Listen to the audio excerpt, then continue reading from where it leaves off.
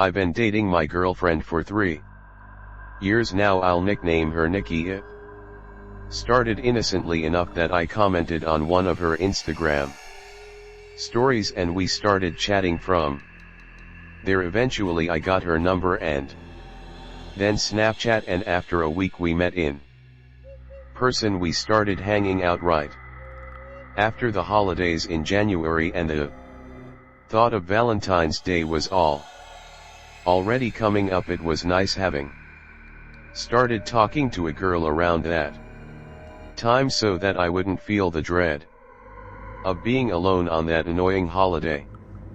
But as Valentine's Day approached and Nikki and I were a few dates in, she confided in me about a stalker situation she'd been dealing with. The man's name is Ben, and he's a guy a few years older than Nikki, who happened to go to the same commuter college as her, met her in class for a group projects and followed her around campus a few times. She never involved police or anything. Shockingly, hearing that this guy found out where she lived sent her a bunch of creepy texts which she ignored. She said she never blocked the number because she wanted to see how far he would go without getting the hints. When I gauged why she was choosing now to bring this to my attention, she said because he started reaching out to her again,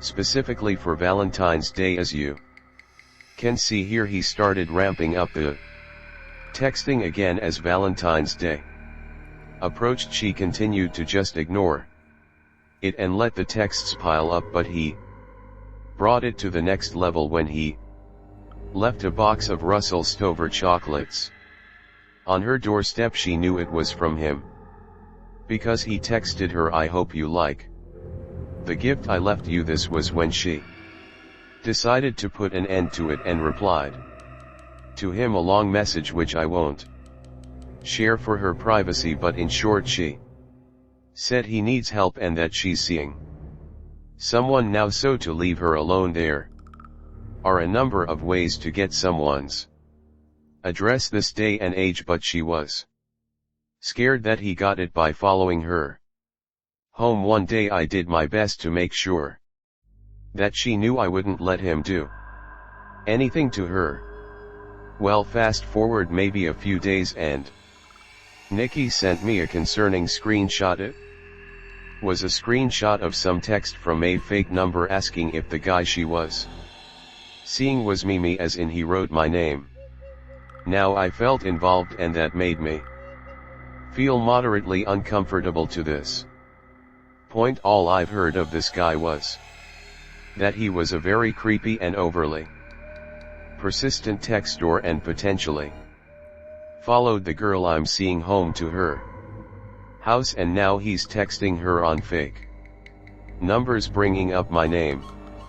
It was reaching the point where Nikki was close to calling the police if this didn't stop. I told her I'd go to the police station with her if you reached out one more time. Fast forward to Valentine's Day. It was on a Friday this year. Nikki and I went out to eat at a nice restaurant that sat on the water. We were at an outside table because the weather was nice. As we ate, we both took notice to a guy sitting on a bench outside of the dining area by the parking lot with a hat conspicuously pulled down his face, as if he were hiding.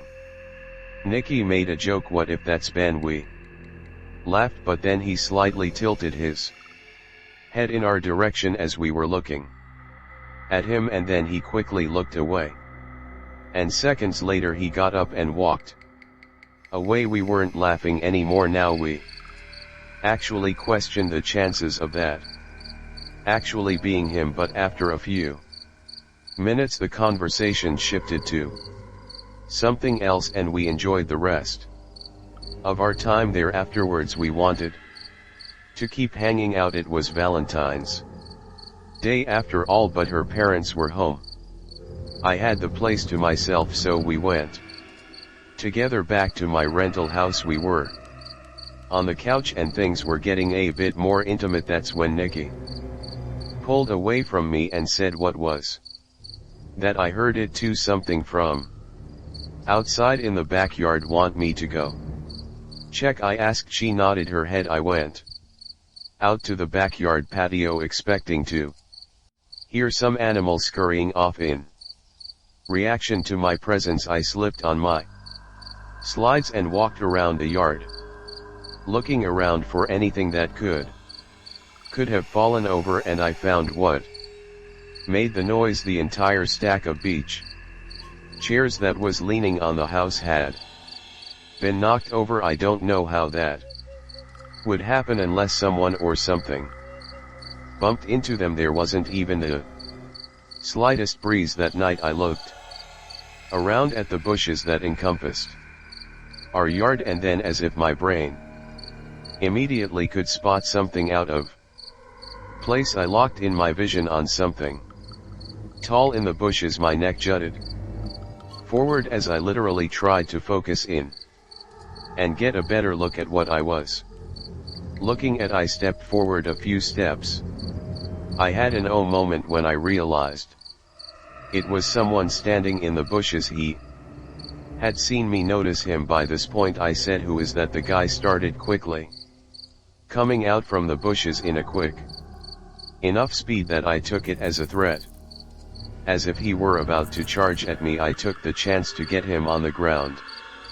When he was still struggling with the bushes and twigs, and I yelled at him to stay down. Multiple times I yelled Nikki name until she came outside, and I said, "Call the police." The guy on the ground struggled and tried to get loose a few times, but I more or less had him in a steady hold. When Nikki came outside, while talking with the police, I asked her if this was the guy. She gasped and said, "Oh my God, yes, it was the band guy who had been harassing her. What's worse is at that moment I realized he was wearing the same colored shirt that guy with the cap from earlier at the restaurant was wearing." Police got to the house and put him in cuffs. He would be charged with trespassing and taking advantage of the moment. Nikki showed the officers all of the harassing and